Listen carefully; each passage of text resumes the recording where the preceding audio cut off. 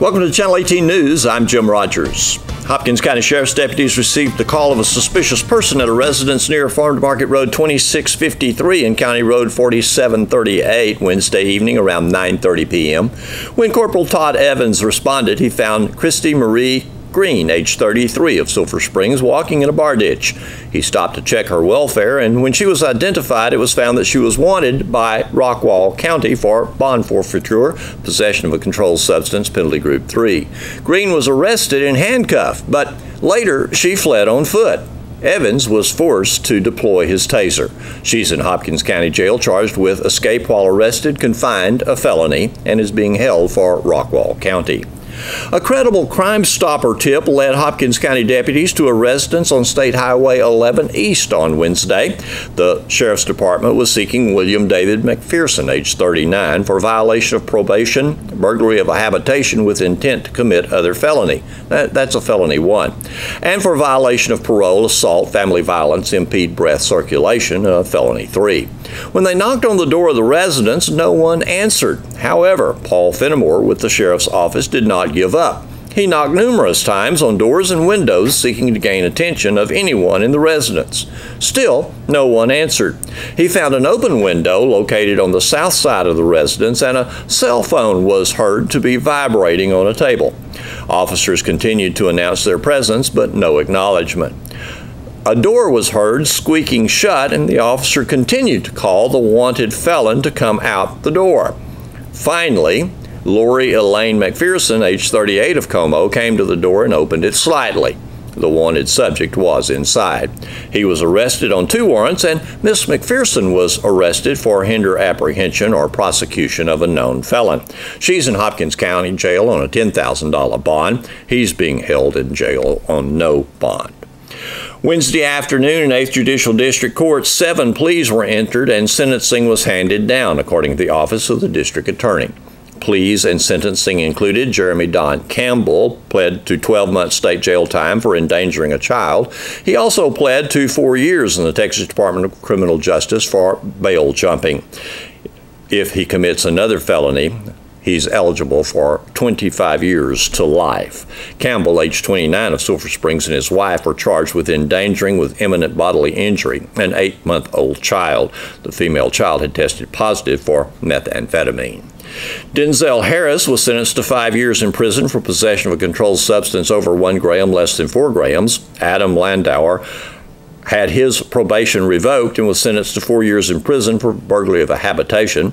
Tabitha Hughes was placed on 10 years probation for possession of a controlled substance over 4 grams, less than 200 grams. Cyprian Lacombe was sentenced to 2 years in prison for unlawful possession of a firearm by a felon, and Jodis Macon was sentenced to 5 years in prison for failure to appear.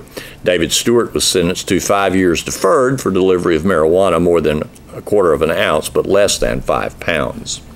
Sulphur Springs Economic Development Corporation and Arkansas, or the ArkTex Council of Governments, are hosting a Northeast Texas Rural Transportation Summit to be held Wednesday, November 9th at Hopkins County Civic Center. The event is being held in an effort to discuss the regional transportation needs and how to best meet them. Every city and county within the region has identified needed highway improvements, including safety, increased capacity, maintenance, and design. Tickets for the event are $25. They include admission and lunch, and they can be purchased from the Sulphur Springs EDC or by calling the EDC at 903-439-0101. Deadline for ticket purchase is November 4th. The event will run from 9 a.m. until 3 p.m. on November 9th. Local elected officials, Paris and Atlanta area TxDOT representatives, along with officials from TxDOT in Austin, will discuss the region's long-term transportation need. State senators and representatives will also be making presentations. The goal of the summit is to share the communication with TxDOT and the region, the common goals for improving roadways. Input from the public is welcome. TxDOT officials and those participating in the panel discussion will answer questions posed by the public. According to the county clerk's office, 799 Hopkins County voters cast ballots Wednesday, bringing the total votes cast for the first 3 days of early voting to over 2,500. We've got the poster and we've got tickets for the Fall Ranch Rodeo coming up this Saturday night, October 29th. It starts at 7 p.m. And this annual fun rodeo benefits something new this year, a cancer closet for cancer patients. Here's Rowdy France and Meredith Cadell to explain. Well, this is our 7th annual Tough Enough to Wear Pink. Our title sponsor is Sulphur Springs Dodge, and this is from Cross Country Cowboy Church. This is our Fall Ranch Rodeo.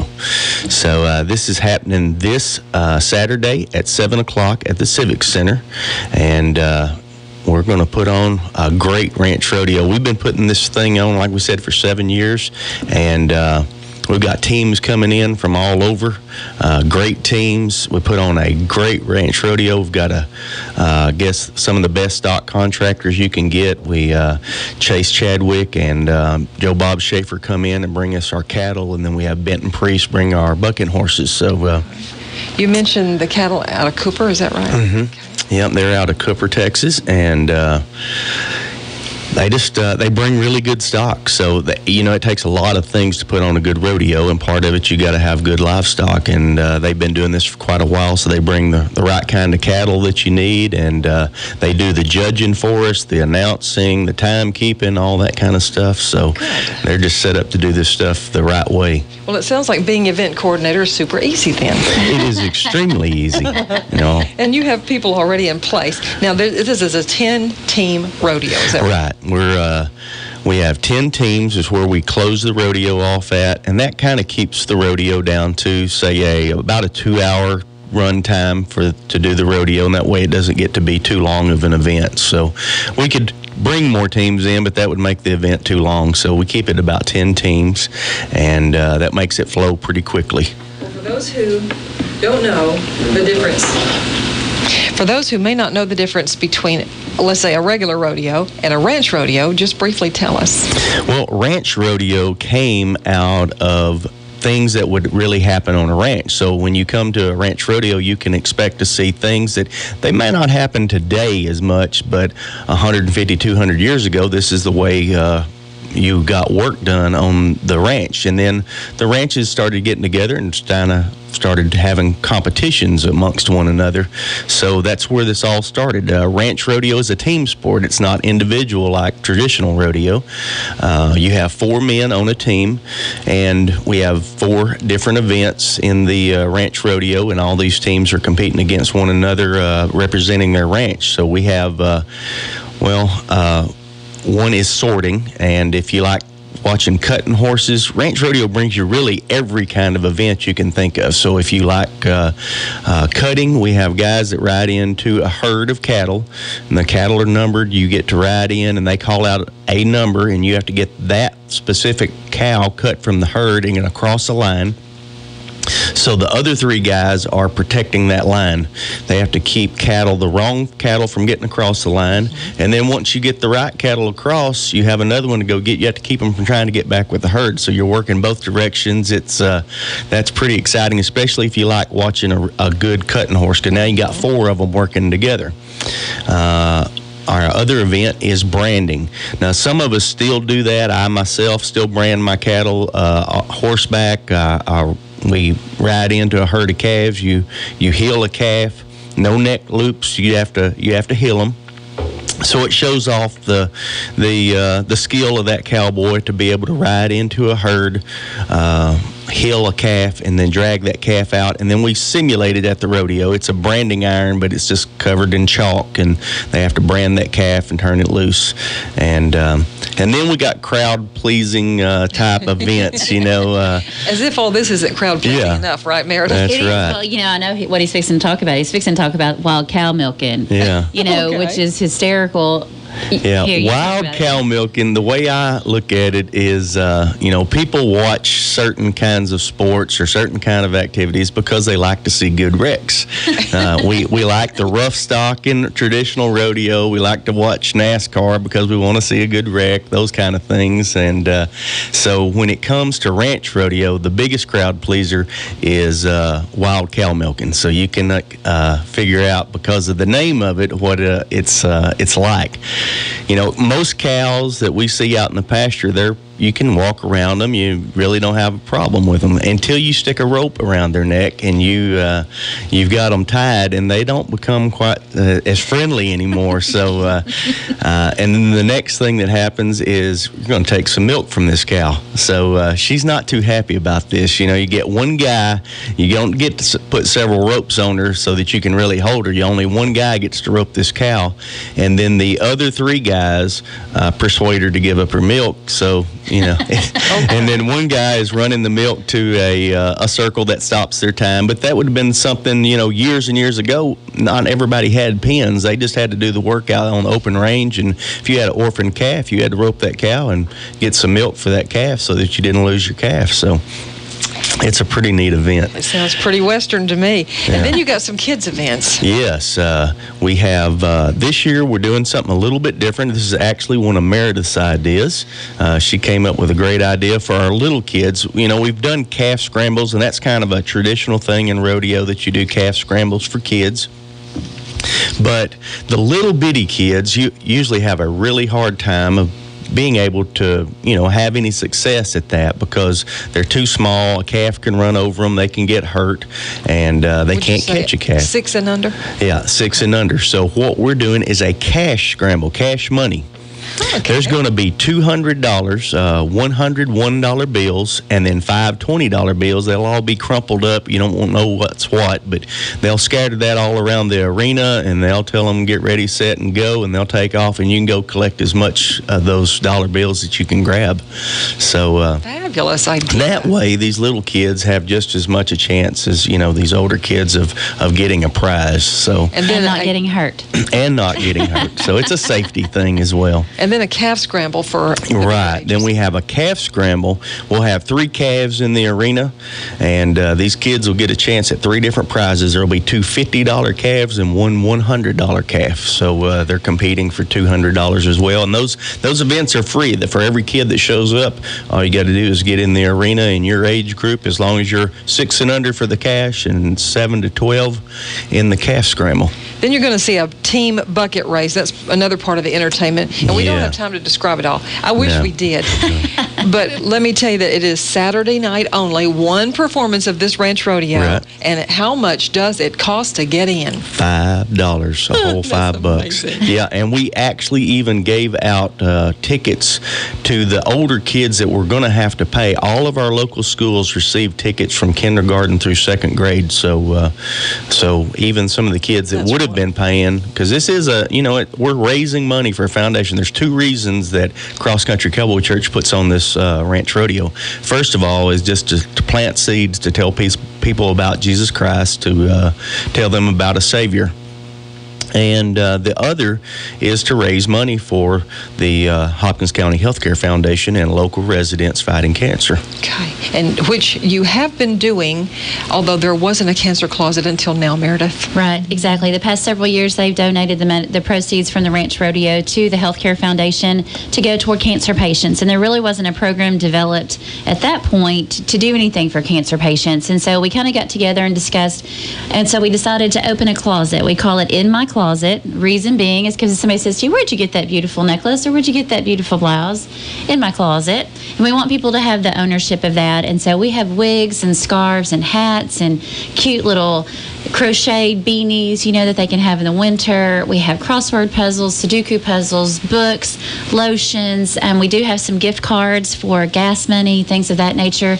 Really, some people have to do a lot of driving. They really do. We have a lady that came in last week that's driving to Paris 5 days a week right now for cancer treatments, and that gets very expensive. And some people are choosing between treatment and food, and we just really wanted to provide a service that to make people feel better. Men or women can come in, and all they have to do is show their driver's license and an appointment card, and we will, Betty, Finn, and I will pray for them, and we'll love on them, and we'll try to find them some things that'll make them feel better, that they can hopefully either help them with gas or give them a book to read or something that will hopefully make this cancer horribleness feel better.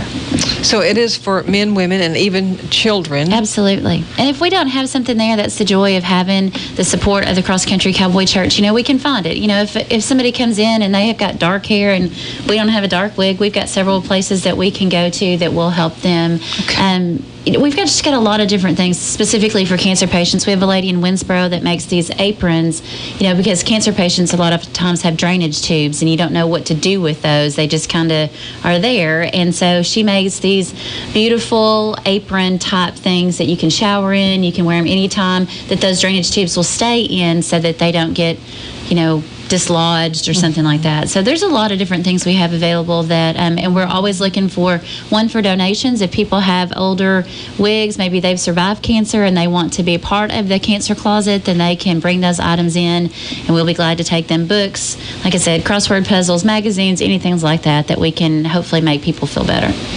How loving and how thoughtful. Thank you. We're very excited about it. And we couldn't have done it without, it all started from the proceeds of this ranch rodeo. So we really encourage people to come out. It's a cheap night of fabulous family entertainment. And I don't think we've mentioned yet, the first 500 ticketed customers that come in on Saturday night will get a free meal. They'll either get a burger or a hot dog, fries, and a drink. So that's a very cheap night.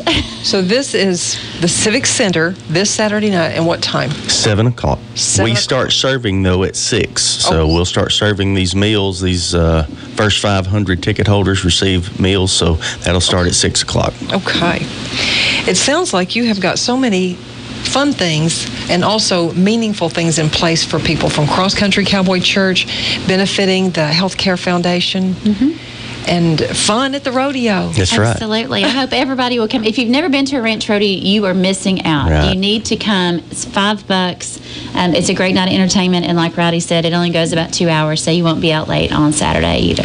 That's right. It has really, we've got everything in this one event, and you've been doing this for 7 years.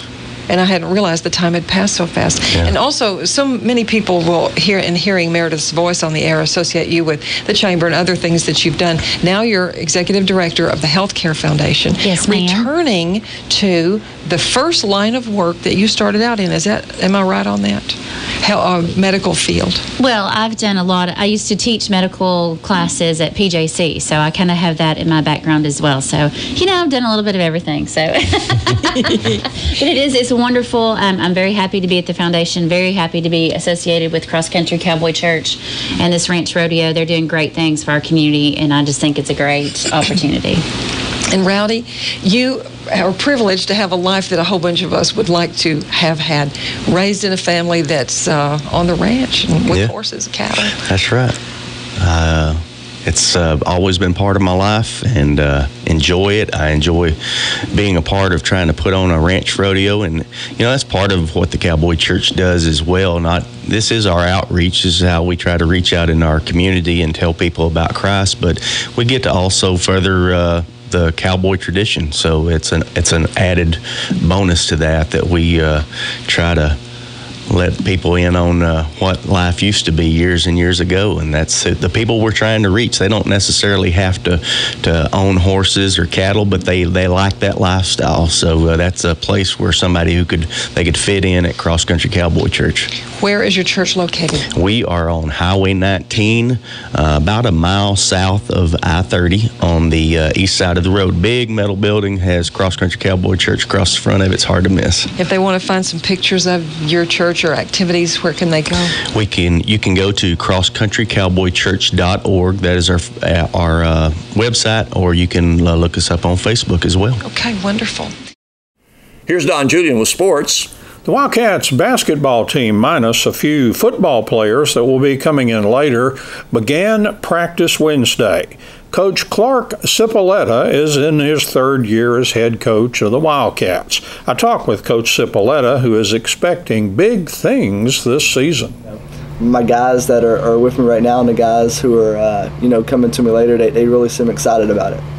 All right, how does that break down for you right now? As you're looking, how many are straight basketball and who's coming from? Right now we have 9, I don't want to say for sure's, but potential varsity basketball players, and I have about 5 or 6, I think, that could make a run for their money on varsity as well. So we usually carry a larger number. Doesn't mean, you know, everybody necessarily plays, but everybody, you know, can buy into their role and provide that opportunity for us. In the JV level, you'll have half are with us right now. I say about 6, and you'll have about another 10 come try out. And then the freshman level is a unique thing. I have 10 freshmen with me right now who are real solid basketball players, but we have another like 30 to 40 coming to try out. So it'll be interesting how that mixes up. With the players that you count on coming back, you should have a really improved and a very good team this year. Absolutely. In the last 2 years, my first year, we brought a lot of guys up as freshmen to the varsity level, and, you know, had to take some lumps for that, you know, learning and growing pains. But just the longer they've been with us, is the more they're growing and becoming better. And I actually have a really good this freshman class coming in. I have 2 kids that will probably be up with me off that team, and even sophomores as well. So we're still playing young people. I think our younger kids are just getting better and better throughout the time, but yes, definitely should be a lot better this year.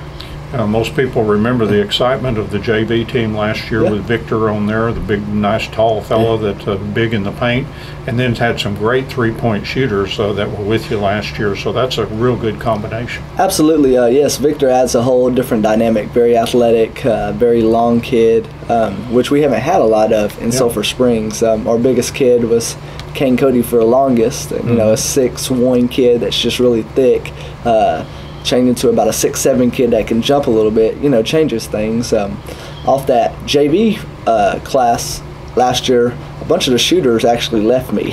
Probably the top 2 or 3 shooters ended up going out for baseball and not coming back, which is okay.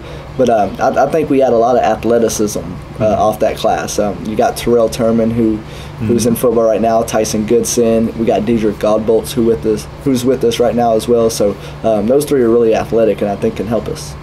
Off the football team, I guess I don't want to commit to anybody, because anything they can make any kind of decision, but it sounds like Simeon Taylor may come back after being injured last year, and maybe even Ryan Humphrey. So that, you know, those guys were very good players. Oh, absolutely. Simeon, you know, started for us as a freshman, and it was really unfortunate he got hurt last year and had to miss a whole year of basketball. So I keep asking him every time I see him if he still has it. He said, I don't know, I might be rusty. So we'll see as he comes back. And Ryan, he was really good for us. He was probably the leading scorer on that freshman team when he was on it, and definitely could have helped us last year, just ended up not playing. So hopefully this year, you know, with his athleticism, and the thing is, all of them are good kids. They're all going to work hard. They're all going to, you know, contribute and put the team first. So that's a good issue to have. Now, you just rolled out the basketballs yesterday. When do you get started? Maybe what's your scrimmage schedule looks like? We go to Rains November 5th. Okay. That would be next Saturday. We're not actually playing Rains. We're going to play Princeton and play Roy City. They have a bunch of teams that just come out. It's kind of a referees clinic as well, that they can coach up some guys there. So we'll play those 2 teams. Then the following week we'll go back to Roy City and play Roy City and Denison. We kind of got doubled up there just through some scheduling conflicts. And then we'll start our first game, I think it's November 15th, and that would be in Athens. So in Athens. It'll be here before you know it. Yeah.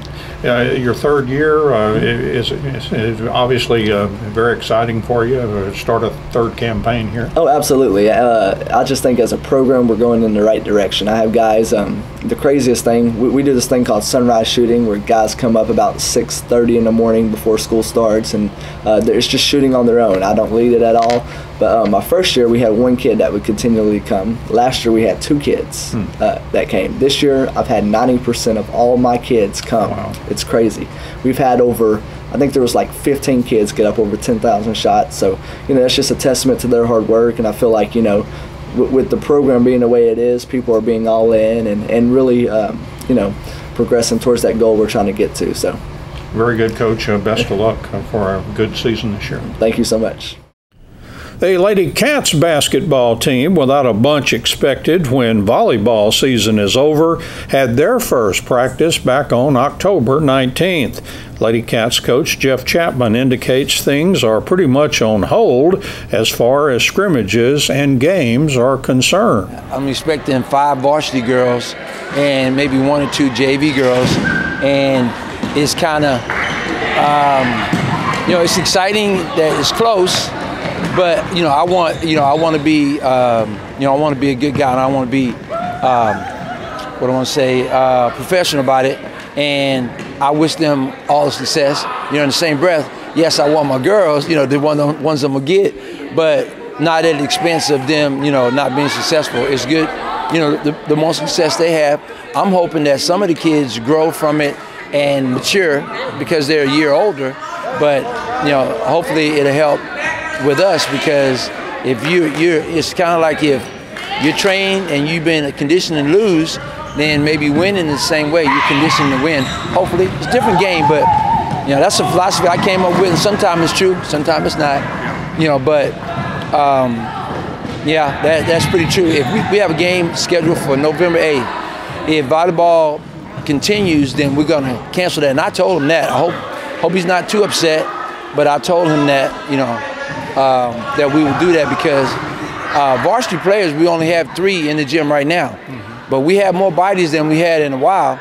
We have probably 10 freshmen, and it's probably maybe going to be 10 JVs and maybe 8 varsity. Or it could be, 12 JV or freshmen. It's 12 maybe JV, but I know it's 10 freshmen. They don't even have any scrimmages scheduled or anything, because you really want to wait for your team to arrive, right? Yeah, I like to use those scrimmage dates, but it was tough when we dropped Longview. It was tough just to get regular season games and to try to schedule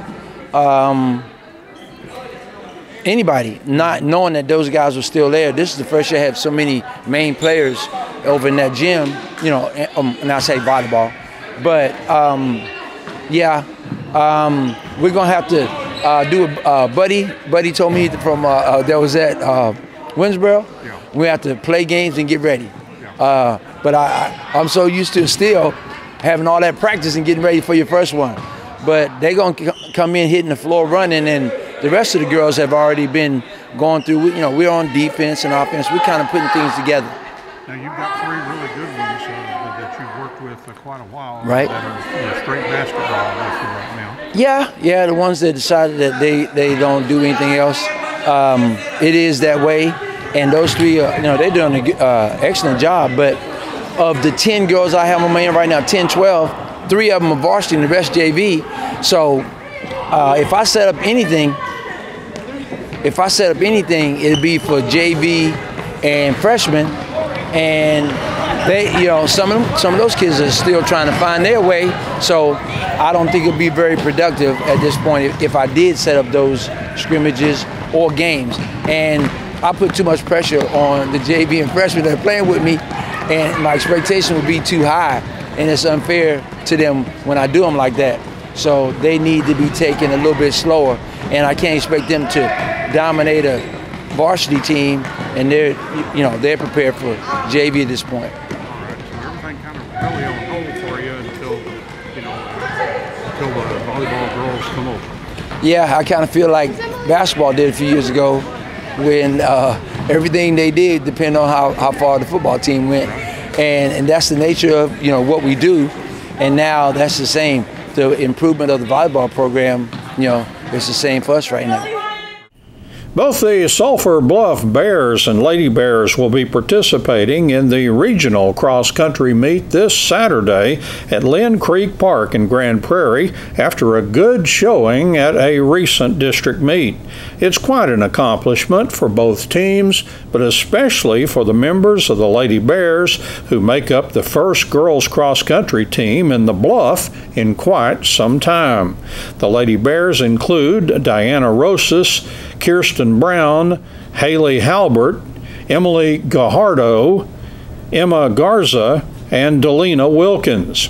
Members of the Bears team are Turner South, Brennan Seymour, Jonathan Brown, Trayton South, Ishmael Wade, Jacob Watts, Ricky Hatfield Taylor, and Jaden Goldsmith.